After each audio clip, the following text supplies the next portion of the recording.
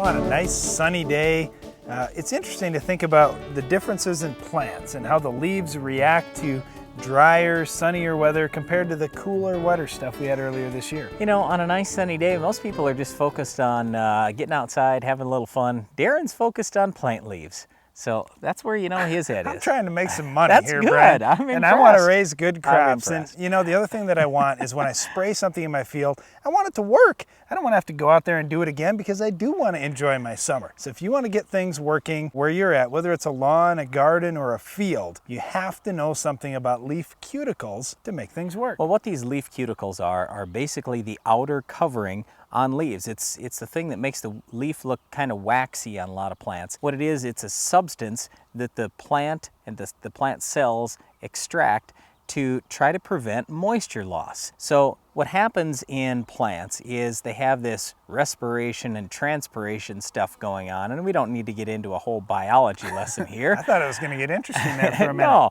I'm not going that direction. All I'm saying is plant leaves are both emitting water and they are bringing in water just out of the humidity that's in the air, maybe even rainfall. Well, what happens is when the weather starts to get warmer and drier, the plant will naturally try to protect itself by excreting more of this substance, and it will form a thicker leaf cuticle. Again, the point is to try to prevent moisture loss. So the thicker that leaf cuticle, the more moisture it can hold inside that leaf. So we see a number of different things happening. When we're spraying leaves where that leaf cuticle is really thin, a lot of times if you're using a hot spray product, like say a Buctril, for example, in wheat or alfalfa, you may see a little bit more leaf burn when you've got a thinner leaf cuticle. When that cuticle is thicker, there's a lot more natural protection on that leaf, and you may not see very much crop response. It also goes that way for weed control. I have guys every day that tell me, what are you talking about using a quart of Roundup? I used a pint and it did a good job. Yes, it may have if you're out there on the right day where we had high humidity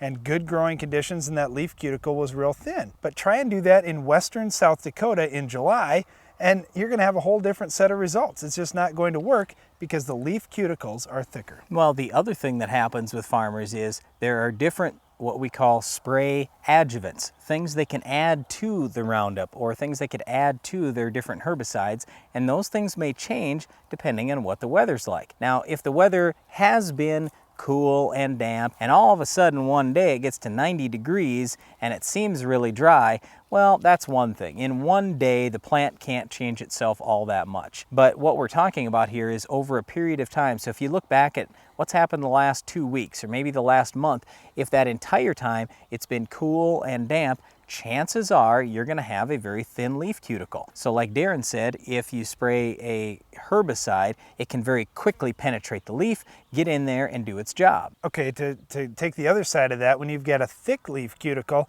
you've got this waxy buildup there that's really tough to get water spray into that plant. So you're mixing your herbicide with water and then you're spraying it on top of something that's oily, waxy. And it holds those droplets up where they evaporate and you don't get good penetration into that leaf. So that's why these spray adjuvants are used, because they're to try to help get better penetration in that leaf. So instead of using no spray adjuvant, a farmer may use non-ionic surfactant, or to go even further, he may use something called crop oil concentrate, where it can hold that water droplet, that spray droplet, before it evaporates. Hopefully it gets more time to penetrate in and get its way through that thicker leaf cuticle. So you thought you could just enjoy a nice day like this and not have to think about things like leaf cuticles. But hopefully when you're looking at your lawn, your garden, your crops, you take leaf cuticles into account in what you're doing with your management. Well, when we start talking about leaf cuticles, it has a big impact on trying to control our weed of the week. We'll tell you what to do if those leaf cuticles are thin or if they're thick later in the show.